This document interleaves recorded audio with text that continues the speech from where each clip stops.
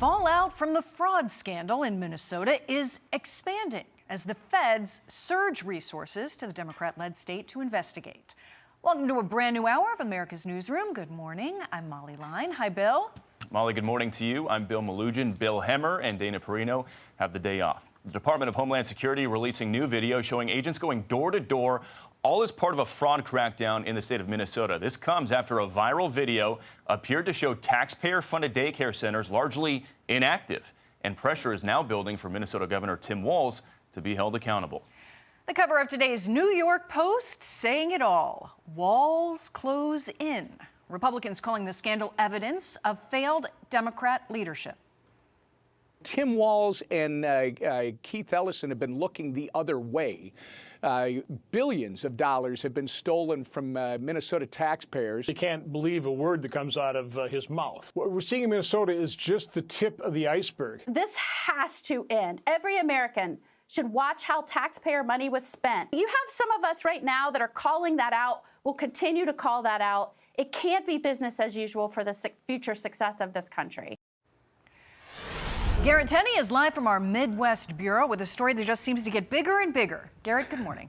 Molly, good morning to you. The federal crackdown in Minnesota over potential fraud is ramping up on multiple fronts now. Not only do you have DHS and FBI agents on the ground, but the Small Business Administration is now halting all federal funding to the state after identifying $430 million in PPP loans in Minnesota that are suspected of fraud. As we've been reporting, these concerns over fraud, particularly in the child care space in Minneapolis, go back more than a decade, including these surveillance videos that were part of a case prosecuted by Hennepin County back in 2015. The video shows parents checking their kids into a daycare and then walking back out with them minutes later. Our Minneapolis Fox station reported that sometimes the kids wouldn't even show up, and that either way, the businesses would bill the state for a full day of services. This other video shows parents then allegedly receiving envelopes of cash as kickbacks from the owners. The state is responding to these latest allegations of fraud at child care centers, claiming that it's already investigated many of the businesses in Nick Shirley's viral video. So there have been ongoing investigations with several of those centers. None of those investigations uncovered findings of fraud. One of the centers, Quality Learning Center, closed just over a week ago. With those claims is that the manager of the Quality Learning Center says they never closed, and they are even open now, and that the state agency was putting out false information. All of this is raising more questions about the credibility of the state agencies who are supposed to be overseeing these programs that are now being investigated.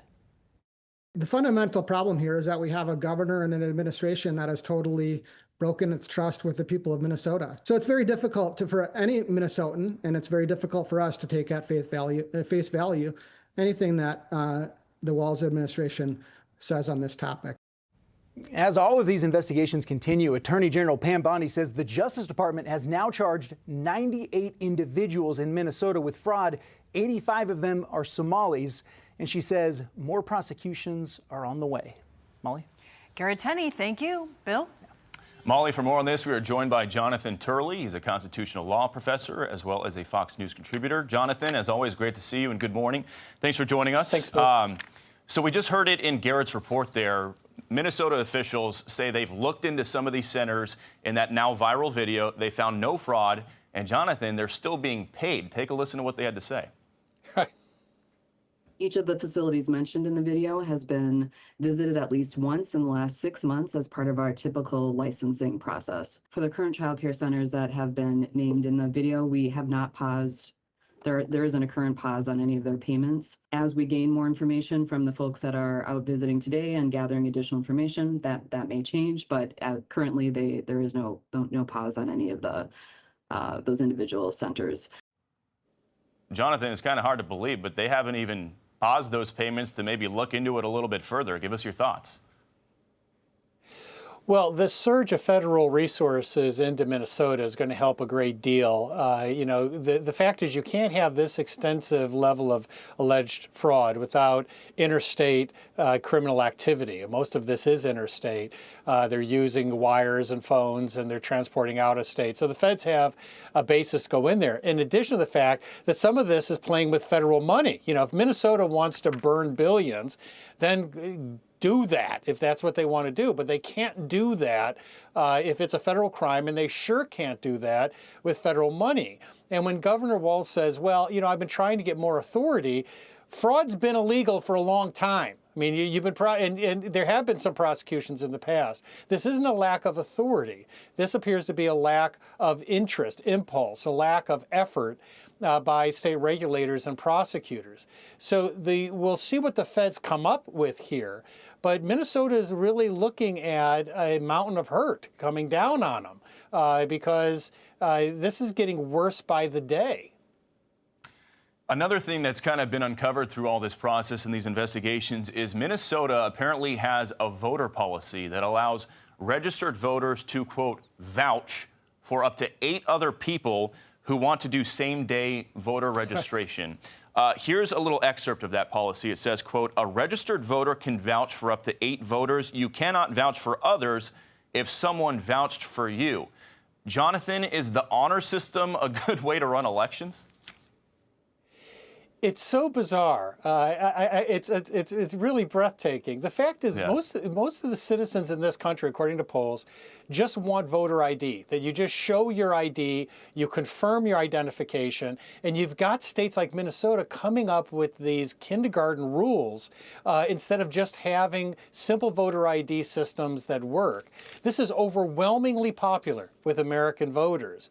And so we really have to sort of hash through this in the coming election. It's going to be one of the issues that's going to be in the forefront because we have new investigations that are showing serious problems in a lot of states with ongoing voter ID failures. And I do want to ask you about the ongoing case against the alleged D.C. Pipe bomber suspect. He's got a hearing later this afternoon, a detention hearing, after prosecutors say he confessed to the crime. Here's U.S. Attorney Jeanine Pirro. A post she put on social media says, quote, my office has filed court documents that Brian Cole Jr., accused of placing pipe bombs outside the RNC and DNC, has admitted that he was responsible for the devices and gave a detailed confession to the charged offenses, telling law enforcement he was frustrated with both political parties. Jonathan, obviously the feds expected to tell the court they want this guy to stay in custody. Got about a minute left here. Give us your thoughts. Well, this is a lot like the Charlie Kirk prosecution with Robinson. It's becoming a pretty much clear-cut case. You've got incriminating statements made after Miranda was given. The real issue here, I think, is to focus people who are engaging in the rage rhetoric today, that this is the type of person that you are triggering, that when you start calling ICE Nazis and other opponents fascists, when you say democracy is dying, these are the people who are hearing that and treating it as a license to turn to violence. All right, got to leave it there. Constitutional law professor Jonathan Turley, always great to see you. We will be seeing plenty more of you in the new year, I'm sure. Happy New Year to you. You too. Hey everyone, I'm Emily Campagno. Catch me and my co-hosts Harris Faulkner and Kaylee McEnany on Outnumbered every weekday at 12 p.m. Eastern, or set your DVR. Also, don't forget to subscribe to the Fox News YouTube page for daily highlights.